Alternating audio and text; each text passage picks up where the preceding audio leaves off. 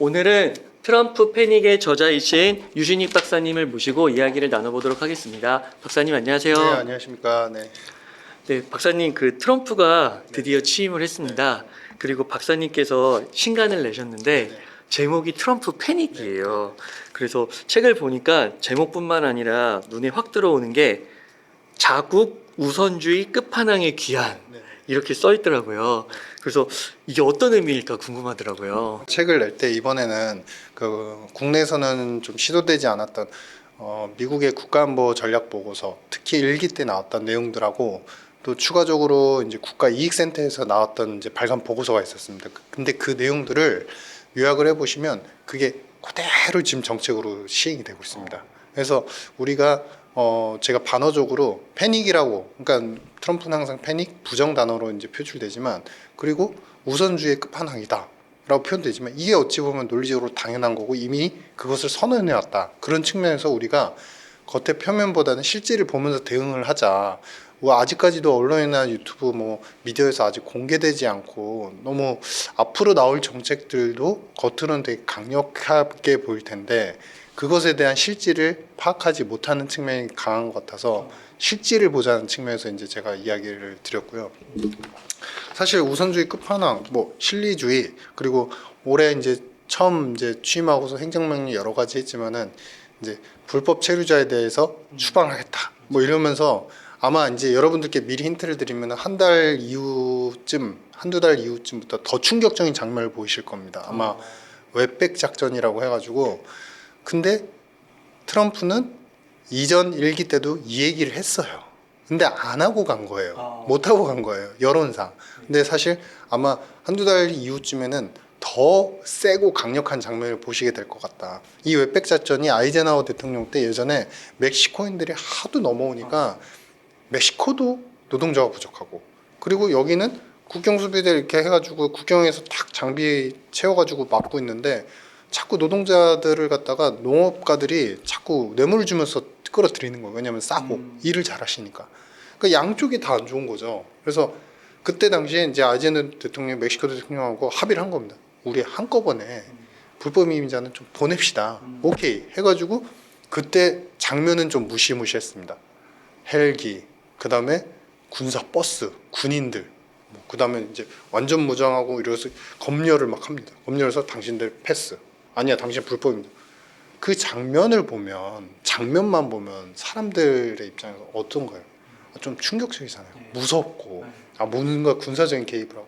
그러니까 그런 차원의 이야기를 그저께 이제 이야기를 발표를 했죠. 국가 비상사태를 선포를 하고 국경에 대해서 완벽한 장벽을 건설하겠다. 왜냐면 1기 때 원래는 장벽을 갖다가 완전히 막으려고 그랬는데 멕시코 장벽은 3마일밖에 못 짓고 나갔거든요. 추가 건설 3마일밖에 못했어요. 나머지는 다 보수공사였어요. 그래서 이거를 완료하겠다. 그리고 그동안 베네수엘라라든지 테러 단체에 대해서 강력한 제재를 하겠다. 되게 세 보이지만 당연한 얘기죠. 그리고 뒤에 가가지고 이제 여기서부터는 이제 크리티컬한 부분이 좀 있는데, 행정명령에서 좀 중요한 게 우리가 그 자격이 없는 불법 이민자가 낳은 아이들이 시민권을 얻은 경우에는 박탈을 하겠다. 그거 예전에도 이제 문제가 항상 됐던 부분들이잖아요. 그리고 현재 시민권이나 이민 관련된 법 제도 조항이 14개 조항으로 법령으로 있는데 이걸 다 뜯어서 바꾸겠다. 그리고 마지막이 사형제도 도입하겠다. 그전에 이제 무기징역으로 거의 다 대부분 이제 됐었는데 이제 좀 사형제도를 적극적으로 하겠다. 근데 이거를 사실은 되게 세 보이지만 이 언어를 잘 보시면은 내국인들 입장에서는 치안과 안전을 갖다가 보호하겠다는 거네. 예요. 그러니까 사실은 이 부분들이 겉으로는 되게 강력하게 표출이 되지만 이런 우선주의적인 모습들, 사실은 국민의 입장에서 보면 미국인 입장에서 사랑이다. 사랑스러운 대통령이다. 근데 이거 불법 이민자 이거 이슈를 네네. 그 취임 연설 때도 얘기하고 그 행정명령 서명할 때도 네네. 굉장히 우선순위 있더라고요. 네네. 근데 이게 미국에 뭐가 좋은 거예요? 그러니까 이런 거죠. 그러니까 이거 배경을 잠깐 설명을 드리자면은 예전에 닉슨 독트린이라고 해서 닉슨은 대통령이 계셨는데 이제 닉슨 대통령은 트럼프의 키다리 아저씨 같은 분입니다. 그러니까 공화당 시절에도 이제 닉슨 대통령 시절에 트럼프 당신은 대통령이 될 수 있어. 훌륭한 사람이야. 하면서 나의 정책들 잘 보시라. 뭐 이러니까 사실 트럼프는 그때부터 동경을 했어요. 아 저렇게 해야 된다. 실제로 일기 때 자서전 보시면은 그 집무실에다가 그 닉슨 대통령의 그 편지 받은 편지를 딱 걸어놓고 난 가슴에 이렇게 손을 얹으면서 항상 이 길로 나갈 것이다. 미국을 다시 재건할 거다. 이런 다짐을 합니다. 근데 이 닉슨 대통령의 독트린이라는 내용의 핵심이 뭐냐면 이분이 했던 게 정말 많아요. 변화를 가져온 분이에요. 닉슨 대통령. 첫 번째 우선주의 얘기를 하고요. 두 번째 국방 알아서 지켜라. 그리고 세 번째는 관세를 이분이 처음 매기기 시작합니다. 전 세계에다가 10% 관세. 네 번째는 금 불태환. 아 이제 태어나는 거 필요 없고 달러만 있으면 전 세계 어디든지 금융이든 무역신용이든 매출채권 보증이든 다 재무부가 해줄게. 이거를 선언한 거예요. 근데 이제 여기서 이제 그 얘기를 드려야 되죠. 닉슨 독트린에서 그러면은 국가 안전 안보 뭐 이런 부분들이 뭐랑 연결이 되나요? 아 베트남 전쟁, 한국 전쟁 여러 전쟁을 거치면서 지켜보니까 개입도 하고 실질적으로 미군이 지출도 하고 그다음에 미군이 직접 개입도 해봤는데 사상자는 많고 돈을 많이 쓰는데 사실상 대의 명분은 지켰지만 미국한테 돌아온 이득은 없다는 거예요. 근데 맞는 얘기거든요. 그러니까 사실 대의 명분을 어떻게 보면 미국 같은 경우는 그 전에 제국주의 형태였던 영국에 반해서 우린 대의 명분도 지키고 실리도 지키고 신의도 지킬 거야.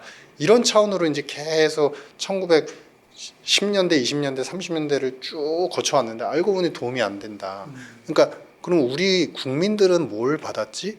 오히려 그게 아니잖아라는 이제 이슈를 먼저 제기했던 분이 이제 닉슨 대통령이었고 그 당시에 그래서 서로 간에 협력돼 있거나 협정돼 있는 많은 무역 관련 부분들을 그리고 외교 관련 부분들을 실질적으로 표면상 유진하지만 닉슨 대통령은 다 폐지합니다. 다 깹니다. 그래서 그때 당시에도 언급을 직접적으로 하죠. 핵 관련돼서 이제 뭐 협정된 이제 협력 국가에 대해서는 핵의 위협을 받을 때가 되면은 어느 정도 지원은 하지만 그 전까지는 알아서 해라. 그래서 그 얘기가 나온 즉시 우리나라는 그때 박정희 대통령 시절인데 그때 핵 연구가 시작이 된 거예요. 본격적으로. 예. 왜냐 이거 가만히 있다 안 되겠다. 핵 거의 위협이 올 때만 도와준대잖아. 그럼 우리도 미리 구비를 해야 되잖아. 이러면서 이제 그때 핵무기에 대해서 과학자를 모으면서 이제 핵 뭔가 구비를 해야 되겠다. 핵 태세를 갖춰야 되겠다. 이런 이제 구축이 나왔는데 이런 연장을 그대로 트럼프가 가져왔다고 보면 됩니다. 그래서 트럼프의 모든 정책은 뭐 이민도 있고 경제도 있고 그다음에 군사도 있고 다 있는데 그러면 이것에 아우르는 총칭적인 최우선의 목표는 뭐냐? 목표는 안보입니다. 안보를 달성하기 위해서 세부적으로 이것도 필요하고 이것도 필요하고 그러니까 이 문구를 한번 보시면 국가안보전략보고서를 잘 보셔야 돼요. 그러니까 여러분들께서 이걸 이해하시면 트럼프가 이제 보이실 겁니다. 그리고 당황이 안 되고 실질이 보이실 겁니다. 뭐냐면 국가안보전략보고서에 이런 얘기를 해요. 미국이 지금 G1의 지위를 갖고서 패권을 설정을 하고서 전 세계적으로 많은 영향력을 발휘해왔고 여기서 우리가 많이 기여를 해왔는데 수성주의 국가 여기서 수성주의 국가는 이제 러시아나 중국과는 수성주의 국가가 남태평양 그리고 그 우리 이제 남중국해에서 군사적인 행동을 계속 언론으로도 표출을 함과 동시에 이 잠수함 속에서 무엇을 하는지 계속 무력적인 행동을 하고 그것을 공공적인 언어로서 대만은 우리 것이다, 뭐 홍콩도 우리 것이다 이런 식으로 계속 위협을 가하면서 태평양 지역에서 위력을 과시하고 있다. 이런 불안정한 시대 속에서 우리는 군사력을 갖다가 더 강하게 만들 수밖에 없고 그리고 이제 행간을 좀 넘어가겠습니다. 그렇기 때문에 우리는 우리를 지키는데 그리고 국민을 지키는데 최우선을 다할 것이며 여기에서 실리적으로 도움을 하는 기업 파트너십 국가들하고 협력을 다한다. 그리고 이제 밑에 가면은 그리고 사회적인 시큐리티 안전상 외부에서 많이 유입된 제조업 노동자들 특히 중국 얘기를 하면서 그로 인해서 우리나라 국민들의 일자리를 뺏길 가능성이 있다. 그런 일자리 뺏김은 결국에는 웰페어, 국민들의 웰페어와 연결되고 이것은 더 큰 의미로 보면 아까 얘기했던 국가 안보를 지키는 데에서 방해적인 요소가 되기 때문에 이런 국가들에 대해서는 강력한 이제 수단이 필요한데 그 수단은 관세이다. 네. 이렇게 명시를 합니다. 그러니까 즉 경제학적 논리를 떠나서 안보적 논리상으로는 지금 이렇게 불법 이민자 일자리를 뺏는 것이 국가 안보적 그리고 시큐리티 국민의 시큐리티를 저해한다고 보고 굉장히 세게 하는 거예요. 네. 세게 하는데 이제 뒤에 이제 제가 책에도 말씀드렸지만 트럼프 정책이 그러면 계속 갈까요? 제가 이제 힌트를 적어놨습니다. 일기 때도 똑같았는데 여론이 트럼프의 지금 지지율과 지지도는 초반에는 강력할 겁니다. 아마 굉장히 높을 겁니다. 일기 때도 그랬고요. 근데 여론이 50% 이상 부정으로 돌아서는 그 순간 트럼프는 정책을 다 바꿉니다. 일기 때도 그랬어요. 여론에 굉장히 민감한 분이다. 그래서 이런 부분을 포인트로 잡으면서 앞으로의 정책 방향도 언제 바뀔지를 말한 그대로는 안 한다는 거를 꼭 보셔야 된다. 하나 참고로 말씀드리면은 사실은 강력하다, 무섭다. 닉슨 대통령은 진짜 말한 대로 다 하셨어요. 네. 그래서 나중에 90년대 후반이긴 하지만 대공황까지 맞이합니다. 근데도 이제 그 정책은 그대로 고수한 거예요. 근데 트럼프는 잘 바꿔요. 그렇기 때문에 유연한 분이다. 닉슨 대통령의 넘버 2이긴 하지만은 약간 버전 2이긴 하지만은 좀 유연한 카멜레온 같은 성향이 있다. 이렇게 보여집니다.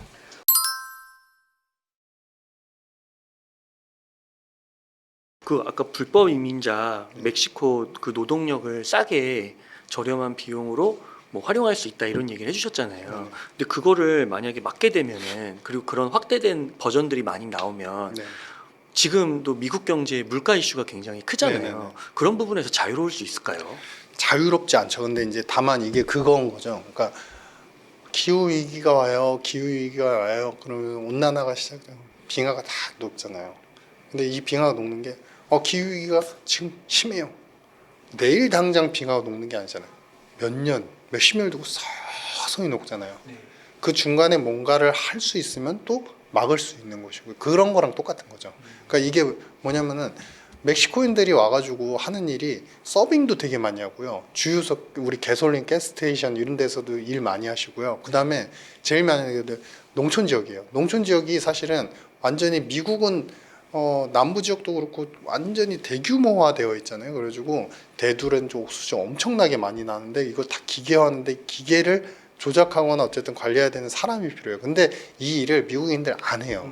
왜 하겠습니까? 지금 미국인들의 가계소득은 물론 총소득이긴 하지만 총소득을 다 합쳐보면은 GDP가 29조 달러인데 총소득이 24조 달러예요. 중소득층만 넘어가면 정부한테 돈도 받고 캐피탈 게인도 되고 어느 정도 임금도 받아요. 근데 굳이 이거 할 이유가 없는 거죠. 요새 미국은 이제 우리 제조업에서 블루칼라 더 이상의 이제 사다리, 징검다리, 중간 계층 이상, 중소득 계층 이상으로 넘어간 사다리 계층 완전 깨졌거든요. 그러니까 아예 이거 포기할 거 아니면은 이 밑에 일을 안 하는 거예요. 게을러지는 거죠. 그러니까 그렇기 때문에 임금도 상대적으로 싸고 그러니까 이분들을 계속 모셔와가지고 이제 막 뇌물까지 먹이면서 이제 일을 했는데 문제는 뭐냐면은 이분들이 이제 서서히 빠지기 시작합니다. 서서히 빠지면은 임금발 인플레이션이 서서히 오겠죠. 근데 핵심은 두 가지예요. 첫 번째, 이 업종이 미국이 주력으로 키우는 성장 업종이냐? 아니잖아요. 네. 그렇기 때문에 그 효과는 서서히 오죠. 시간당 임금을 비교하셔도요. 지금 우리가 소위 얘기하는 빅테크 AI 업종, 우리가 뉴욕이나 이제 월스트리트, 디트로이트의 임금하고 이 멕시코인들의 임금의 갭은 엄청나요. 3배, 최소 3배, 4배 이상 차이 나요. 최소 평균을 봐도. 그러니까 이쪽에서 만약에 임금발 인플레가 확 높아지면 그러면은 걷잡을 수 없죠. 근데 여기서 이제 서서히 올라가기 시작하면 통제가 되죠. 근데 이로 인해서 어쨌든 이제 옥스퍼드 이코노믹스에서 분석한 이제 추정치들을 잘 보시면은 이게 서서히 가는데 가구당, 그러니까 가게당 인플레가 오면 원래는 10원에 쓸 수 있는 거를 이제 11원에 써야 되고 돈을 더 써야 되잖아요. 그런 비용이 연간으로 러프하게 이제 추정을 해보면 2,000달러 이상 더 쓰여진다고 해요. 그러니까 예전보다 똑같은 거 살 때 2,000달러 더 돈 든다는 거죠. 하나로 치면은 지금 뭐 한 대략 한 300만 원 뭐 이상 더 쓰게 된다는 거죠, 평균적으로. 근데 그게 트럼프 입장에서 2년은 버틸 만한 거예요. 왜냐? 관세 수입을 받잖아요. 관세 수입을 받으면 지금 10% 관세 그다음에 이쪽은 60% 관세 매겨면 4년 동안 2조 달러가 들어옵니다. 대략 추산을 전 세계한테 매기는 이제 수익 규모로 보면. 그럼 2조 달러면 얼마냐면은 2조 달러를 연간 4년으로 나눠 보죠. 그러면은 5천억이잖아요. 5천억 달러잖아요. 그러면은 그게 어느 정도 규모인데 보시면은 미국의 연간 예산이 지금 트럼프 정부에서는 한 7조 달러 설정할 거예요, 분명히. 그러면 7조 달러 내외 정도 설정하면은 5천억 달러가 관세 수입이 더 들어오잖아요. 그러면 7조 5천억 달러. 그러면은 원래 있던 예산에 5천억 달러면 한 7% 정도 더 늘어난 거잖아요. 그러면 개인들 소비에 부담이 조금씩 되지만 연간 일단 7% 도는 세이브를 더 추가적으로 할 수 있으니까 더 돈을 더 쓰면 되는 거예요. 그거 가져와서. 트럼프의 계산은 명확해요.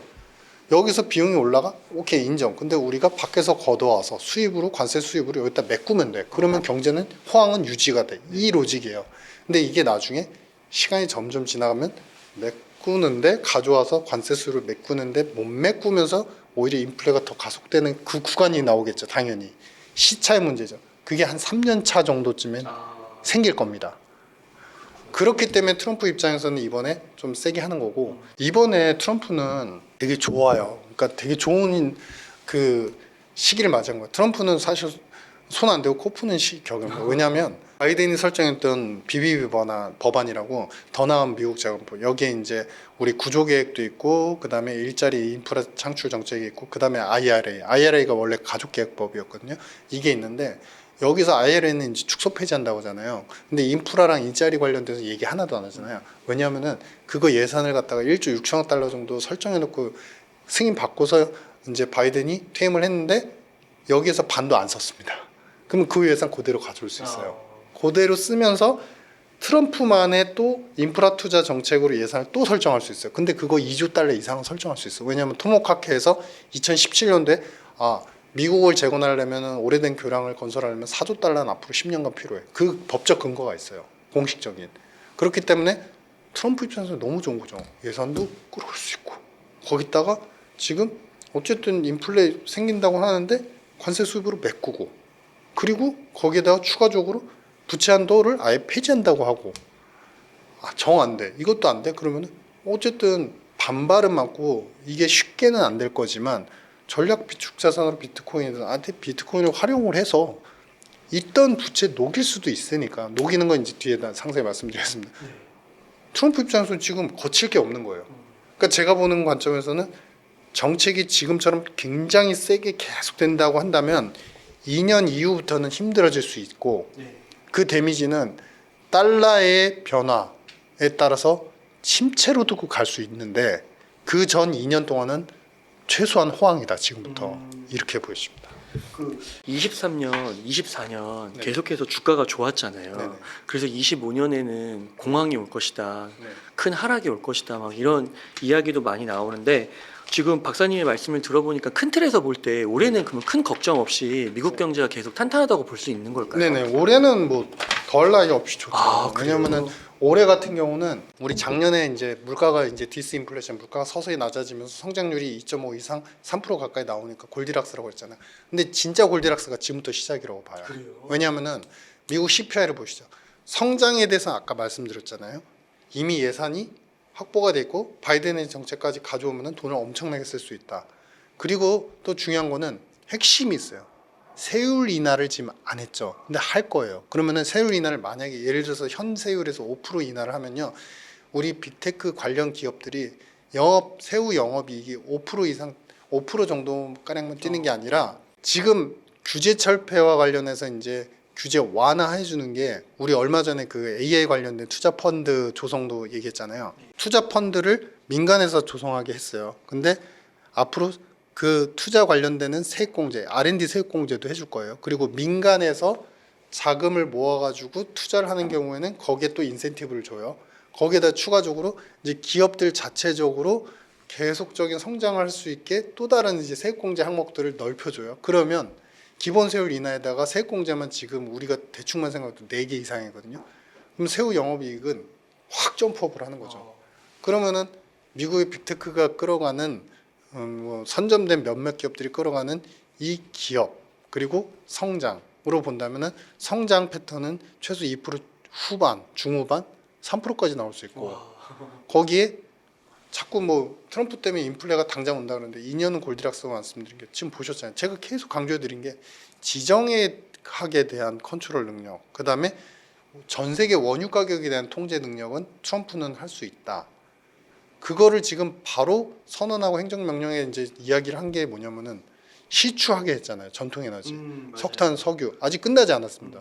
지금 셰일 오일하고 실가스만 얘기했지만 석탄, 화석 연료, 거의 우리 이제 음식료, 우리 주방용 세제 이런 것도 사실은 못 쓰게 했었거든요. 퐁퐁 같은 거, 그 지금 환경 오염이라고. 근데 그것도 쓰게 하고. 그러면 지금 20% 가량의 CPI, 미국 CPI 기여하는 이제 20% 정도 기여하는 이제 부분이 바로 에너지 가격인데 거기까지 다운그레이드가 되면 미국이 지금 물가가 2.78 정도 나오는데 이거 더 떨어질 수 있거든요. 그렇기 때문에 별로 나쁠 게 없다. 그러면 시장에 생각했던 오히려 인플레가 올라가지고 이제 금리 못 내리는데 금리 올릴 수도 있대. 파월하고 싸울 수 있대. 독립성 해칠 수 있대. 이런 이슈는 별로 안 일어날 환경적인 요소예요. 그러니까 일기 때랑 다르게 일기 때는 지금 주변 환경이 바이든이 해놓고 나간 것도 많고 너무나 지금 미국 입장에서 평화롭다. 그러면 2년은 나쁠래야 나쁠 수 없는 그런 이제 패턴이 되지 않을까 보여집니다.